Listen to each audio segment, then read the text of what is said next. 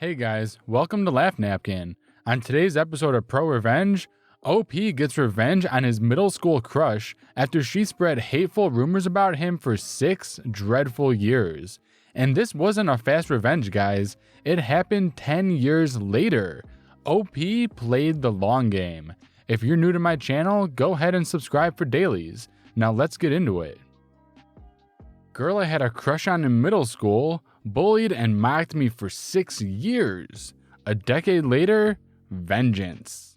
Hi Reddit, this is a long story, and I hope you can bear with me. When I was in 7th grade, I moved to a new town. My father was killed in a military accident, and my mom wanted to start fresh in a new place. We came from a small town, and our new apartment was in a huge city. My mom grieved my dad for over 2 years, but after that got back into dating and eventually married my now stepdad, with whom she is still happily married. He's always treated us well, and I love and respect him. They have their own daughter together, my half-sister. I didn't adjust very well. I was active and happy in my old town, but in my new town, I was depressed and a loner. I entered school in the middle of the year when all of the friend groups were already formed. I missed my dad a lot, so just stayed home and ate and played video games. I got fat. Never obese, but I was chunky and out of shape compared to how I used to be. I liked this one girl who was in a few of my classes. I'll call her Lindsay. Lindsay was pretty and popular, and she was the first girl I really had a crush on. But being shy, I never tried to talk to her. As time went on, I made what I thought were friends with these 2 boys, who I'll call Alan and Joey. All of us, including Lindsay, were in the 7th grade.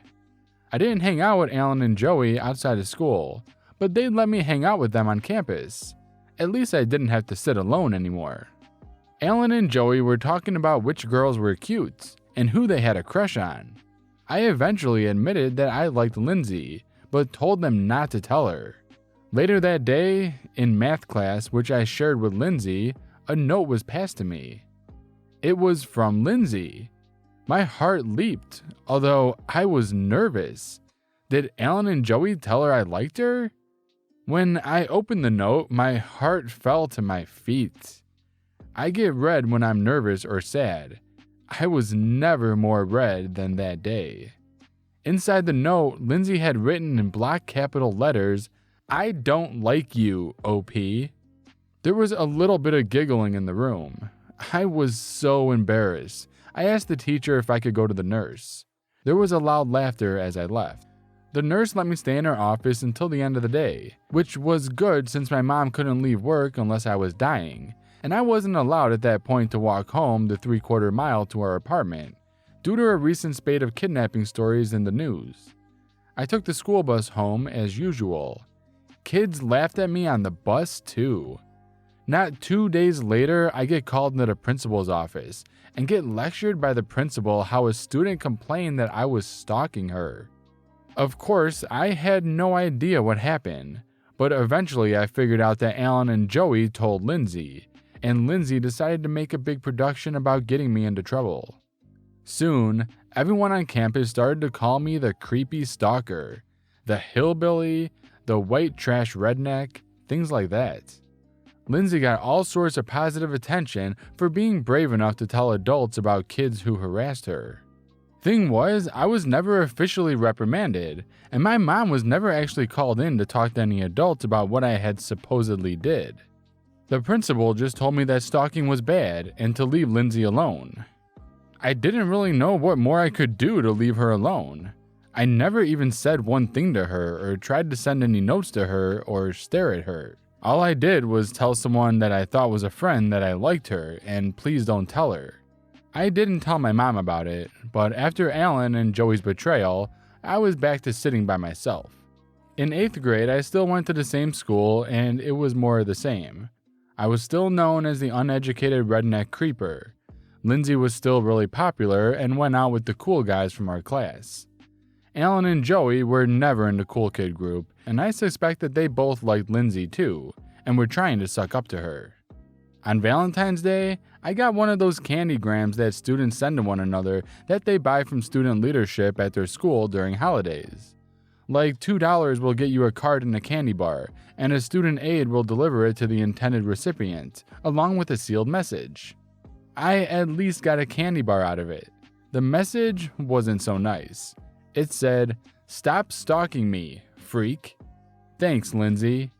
By high school, I really hit my growth spurt and eventually grew to be 6'5". I eventually got quite skinny and began pumping a lot of iron starting in 10th grade. I became really ripped. Alan grew up to be a mean little runt and he never messed with me again. Especially after Alan, the one who asked me who I had a crush on in 7th grade, was whispering something to someone in a class we had together in the 11th grade and looking at me and laughing. I said really loud, "Yo, Alan, you little prick. You have something to say? You say it to my face like a man. Don't go whispering like a little punk." Everybody laughed, and even the teacher didn't call me out or send me to the office. I think she was sick of the little punk too. I really didn't care to date in high school because even though I was big and strong now, I was still awkward around girls. Joey actually came around though. In 11th grade, he approached me and apologized for how he treated me in middle school. He said that Alan was the one who told Lindsay that I liked her. He told me that Alan had a crush on Lindsay too, and was trying to score points with her. I thanked him, and although we were never really friends after that in school, I wasn't mean to him and he wasn't mean to me. We were fist bump acquaintances. Lindsay was still really popular in high school, not quite as popular as in middle school, because in high school there was more hot girl competition, but she still held her own. I didn't lack for attention from other girls, but more often than not the girl would tell me that Lindsay told them I was a stalker and harassed her in middle school. Lots of girls accused me of that in high school, especially the ones I rejected. Eventually, since I was rejecting a lot of girls, some of whom were in the popular group, and Lindsay was still in the cool group at this time, people spread rumors saying that I was a homosexual. I don't happen to be gay. Nothing wrong with being gay, but the way these people were throwing it around, it was as if being gay was an insult. Really disappointing considering this was a huge progressive city. I might have thought such attitudes were common in my old hometown, but it was surprising here. I'd sometimes find notes in my locker calling me homophobic expletive. Of course, no one, especially any guys, would own up to it, because by this time I was huge, not just in height, but I was also really jacked. Side note about that, I asked the custodian, a really chill dude, especially if you slip him a 20, if I could look at the surveillance videos of the halls that he had in his office computer. It actually pinpointed who was putting notes in the locker. It wasn't Alan. I would have loved if it was Alan because I would cave his face in. It was actually this wannabe gangbanger who walked around in sunglasses and baggy pants and flannel shirts buttoned to the top. Looked like a total tool bag. So I caught him in the parking lot one day with his girlfriend and said he forgot something. Then I showed him 6 or 7 notes that he had put in my locker. He tried to act like he didn't know what I was talking about, but I slapped him in front of his girlfriend and said, "Next time I find a note in my locker, I'm gonna make you look like a weak dude in front of the whole school, not just your girlfriend." I never got a note from him after that. But before he drove off like a deflated white cholo balloon, he admitted that Lindsay and her crew were behind it. Nowadays, and especially if my kid were the victim, I'd want him or her to tell an adult. But back then, I had this snitches get stitches mentality and decided to just suck it up. Right around this time, social media was really starting to take off, especially that website where you had your own personal space and you could have a top 5 friend row, could use HTML to switch out music, and have personalized wallpaper. Looking back, I think I preferred this space of mine to that boring book of faces. Most of my online friends were older than me and from all over the place. I liked having online friends, because you could at least delete them, just like that, if you decided they suck. Unlike high school, where people you mentally canceled were still on campus every day. Joey was my online friend, and still is, and he pointed me to a page he found on that website. It was a bogus one that had stolen pictures from my real account, and was using my whole name. It was full of hateful, homophobic slurs and accusing me of being a stalker. By tracing this fake profile's friends, I could tell it had been originated from the Lindsay group.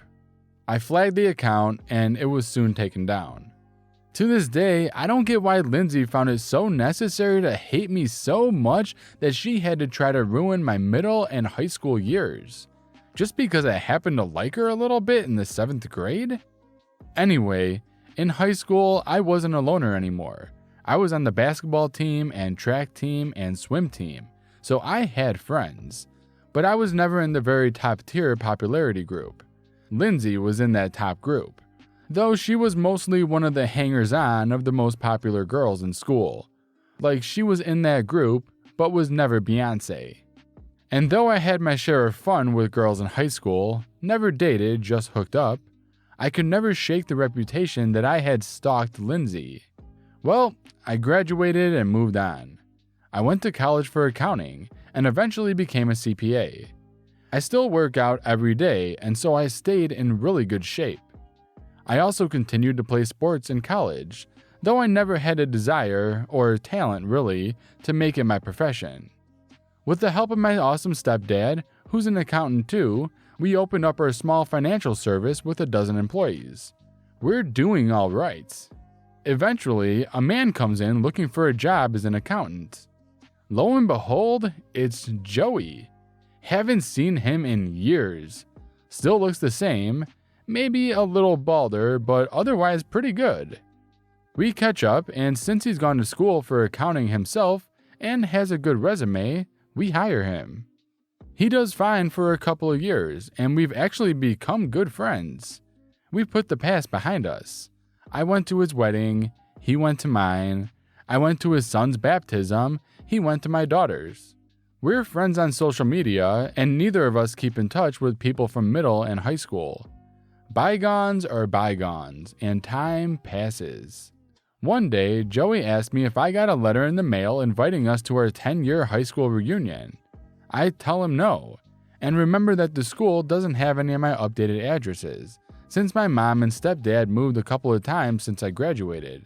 And anyway, I don't live with them anymore. Joey is taking care of his sick mother, so his wife and child moved in with his mom in his childhood home. He shows me the letter, typical stuff, except, hey now, Lindsay is on the reunion committee.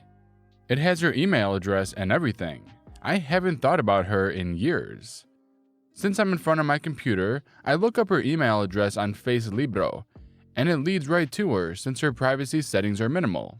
Her current photos don't do her any favors. She aged badly. It looks like she had a couple of kids and was married once, but is now a single mom and sharing custody with her ex-husband. She gained a lot of weight and doesn't look like she used to. Really, I wonder if it's even her, but the name matches up and the school history matches up. I was thinking how hilarious it would be if her ex-husband was Alan, but it wasn't. Alan was on her friends list though. Clicking on him, it doesn't look like he amounted to anything. Never attended college, but that's okay if he does other productive things, but he doesn't. It seems like he washed out of the army and has worked a series of menial jobs and now lives in another state far away. Seems like he's obsessed with just smoking weed and trying to date teenagers these days. Per Lindsay, from her updates it looks like she's big in the dating scene, but hasn't found Mr. Right, and is frustrating her because she has so much to offer. Like her crushing student debt that she complains about in one post, or her super cool and useful almost degree in fashion design that she never quite earned because she fell in love and got married with some loser from high school, or how her children don't respect her in another post, or how she has several GoFundMe accounts just to raise the rent on her crap studio apartment, or her amazing exciting career as a junior shift supervisor at that popular coffee shop, Galactic Bucks. Holy cow, I think life just got my revenge on her for me, but I think this chick needs a little nudge. I tell Joey no, I'm not going to the reunion, are you? He says he will because he wants to see if any of his favorite teachers are still around. He then tells me, don't you want to show off to people how successful you are now? I laugh out loud. We're boring accountants, not Navy SEALs or hedge funders over here. So I tell him no, but if you're going, say hi to people for me. Will do. The reunion is still a couple of months away. For what I'm going to do, I need my wife's permission. After I explain how Lindsay treated me in middle and high school, about all the stalker and anti-gay stuff, my wife tells me mid-breastfeed to destroy, with prejudice and in detail. Thanks, dear. I look completely different in the face compared to high school. Still, I don't want to use my own photos. So instead, I gathered lots of stock photos of a particular male model. Sorry, dude, I hope you don't mind. Anyway, I'm sure lots of catfish use you as their hook, Mr. Inoffensive, conventionally handsome, buff German guy. And then I make a profile on that awesome dating site, Acceptable Cupid, after I learn on the Libro de Face that Lindsay is on there. The idiot actually doxes her own username. She's that thirsty for attention. Right when I launch my profile, I get a few spam emails and desperate cat calls from lonely women. I ignore those and go right for the kill. I send a message to Lindsay telling her how amazing and interesting she is. Since she's such an unattractive person in every way, I don't think there's a long line of suitors vying for her attention. And I'm right. Within minutes, I get her reply. We begin a message exchange on the site, and I gradually gain her confidence, mostly by flattering her. She doesn't tell me she's a mom, even after several days of messaging, which is odd. She implies strongly that she's a career person and artist. Okay, relax there, Lindsay. Eventually I share a pic with her, and she fawns over how gorgeous I am. Thanks, innocent German model. I'm glad she can't hear me laughing when I type that she is beautiful. As days pass, she begs me to give her permission to share my photos to her book of the faces, where she is bragging about me. I tell her that there's a time for that. Soon she can share my pic and I will share hers. I lull her into thinking I'm respectful and want to take time in figuring out us. Throughout this whole time, I keep giving her opportunities to tell me that she's a mom. I get her to say that, for the right guy, I'll make my existence only about him and me. Everything else is second place. I also get her to say that she can't stand kids. This is already a long story, so I'll try to at least shorten it a little here. Eventually, she invites me to her high school reunion. I tell her how much I'd love to go, but that I live in another state and can't get time off from my highly paid executive job until a date a few days after. But I promise her that we'll have a date at a very expensive restaurant. She's bragging all over her social media that she has a new hot guy online and has a date with him. Of course, her friends are begging her to share his pictures, but she doesn't, to her credit. She does brag about how this will teach her ex a lesson, that she can still pull the hottest dudes. Everyone online in her friend group, I was not shocked to see that most of her friends were still other losers from school, and how she never seemed to grow up, were cheering for her, telling her how much she deserved this. Ha, you sure do, Lindsay. I don't tell Joey what I'm doing a few desks away from him at work. Every spare moment I have from my job, I devote to messing with Lindsay, sending her messages about how beautiful she is, and how I will take her on trips. Eventually, I learn her phone number. I hit the convenience store, let's call it 711. I buy a cheap cell phone with minutes card. I begin texting Lindsay about how I think she's so amazing, refreshing, so real. Just to see if she's still the hateful, horrible person, I tell her about how during my online dating, sometimes guys will try to chat with me. She immediately laments how homophobic expletives need to stay away from straights. Okay, Lindsay, you're trash. I tell her that I don't mind when guys message me, because I have my Acceptable Cupid account set for friends in addition to romantic partners. She immediately backpedals when she sees that gay guys don't offend me. Whatever, Lindsay, I know what you are. Anyway, Joey goes to the reunion with his wife. His mother is ill, but well enough to watch his son for a few hours. The high school is about 20 miles from our place of business. Joey tells me that all the expected people were there. He was sad to learn that one of the popular teachers had passed away, but most of the others were still working there. He saw a lot of the former popular kids. He texted me some of their selfies together. Too bad Alan didn't make it, probably still chasing a statutory charge in his new home state. With few exceptions, most of our former classmates looked like they peaked in high school. Sad considering we're all still under 30. I didn't ask him about her or try to coach him on anything to say, but Joey told me that Lindsay, one of the officers in charge of the reunion committee, was bragging to everyone about this hot guy she was messaging online, and how she had a date with him. According to Joey, people were marveling about how unbelievably handsome the guy was, like a model. I'm glad that Lindsay was never the sharpest tool in the shed. Otherwise, a simple reverse image search would reveal that the photos were of a very famous European model. Joey told me that Lindsay was bragging about how the guy online was in love with her, and how he was a rich CEO of some mysterious, never-named company. Joey told me that lots of the girls were encouraging Lindsay to marry him and his money. Although I appreciated Joey's updates, they weren't actually necessary since Lindsay flooded her book of the faces with tons of photos from that night, as did her crappy friends. Eventually, I spoke to Lindsay on the phone. Amazing! In middle school and high school, I never once really talked to her. I only told one jerkbag in 7th grade that I liked Lindsay, and after that, it was just gossip and rumors that she started. This was the first time I really heard her voice, and I wasn't even me. I was her Deutsche model. She told me how sexy my voice was. Really, Lindsay, because I was pinching my nose and trying to sound different. Not that she knew what I sounded like for real anyway. I told her I couldn't wait for our date, and told her which restaurant it would be. I also told her I was staying at a certain 5-star hotel.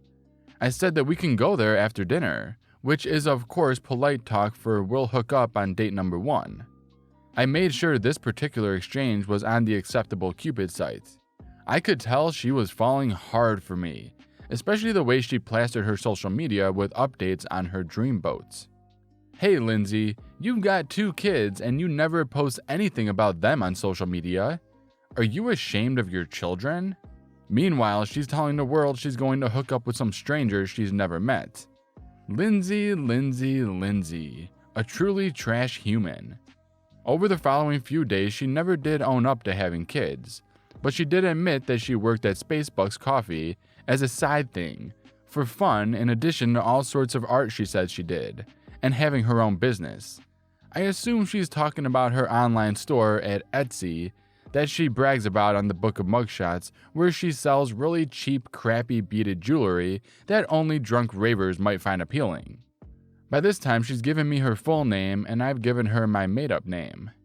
She says that her job at Lunar Bucks is a total joke, her coworkers are idiots, her manager is mentally deficient, and that she often takes home pastries at the end of the night, supposedly to give to the poor. Nah, Lindsay, I've seen your pics. You clearly be eating them scones personally. According to Lindsay, she's supposed to mark out expired pastries and dispose of them for various city code reasons. But she goes all social justice warrior with me and tells me that, why should that perfectly good food go to waste? It's truly an evil company.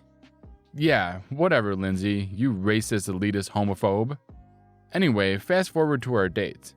The restaurant is only a couple of miles from my business, and I scheduled our date for shortly after we closed for the evening.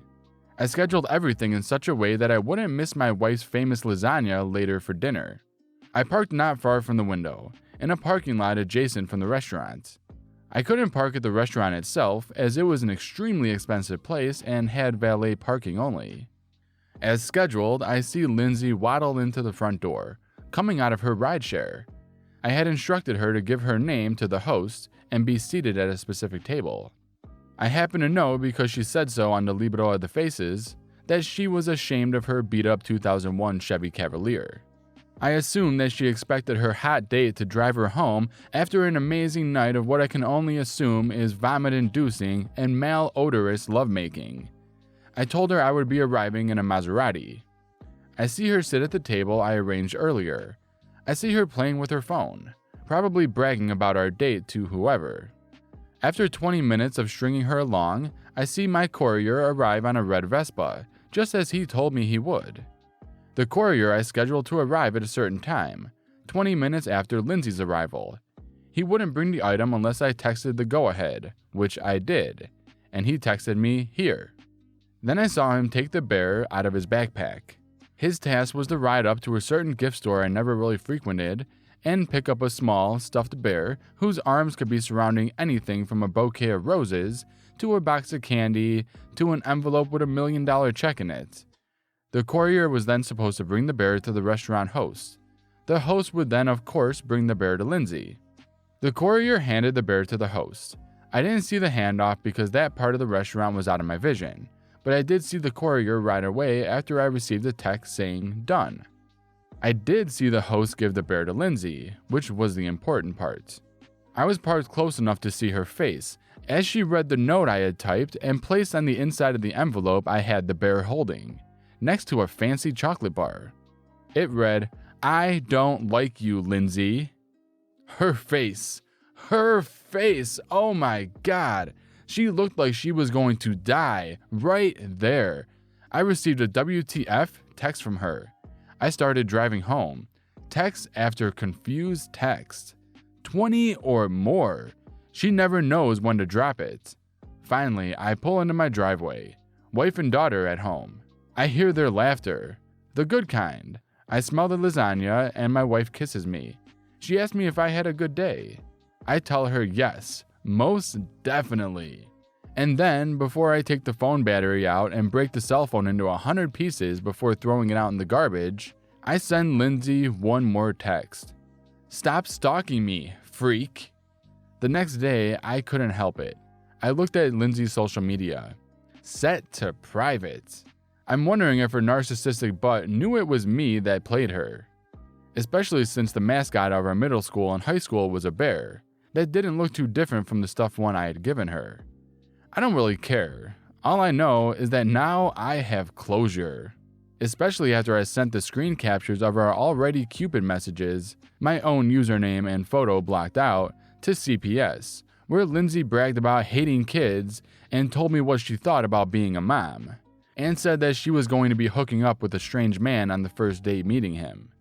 Maybe ex-hubby will get full custody and give those children the attention they deserve. Her boss at Galaxy Bucks was certainly interested in my recording of her calling him a bad word, and that she stole pastries that she was supposed to mark out at the end of the night, and that her company was an evil corporation, and that they were a joke. Random call to her store a few weeks later. Is Lindsay there? Oh, she no longer works here. Damn right she doesn't. Go to hell, Lindsay. Hey, at least you got a candy bar out of it. Thanks for reading. Thank you so much for watching this video. I hope you enjoyed it as much as I enjoyed making it. Big shout out to everyone that is subscribed to this channel, as you're the ones making these daily videos possible. See you guys in the next video.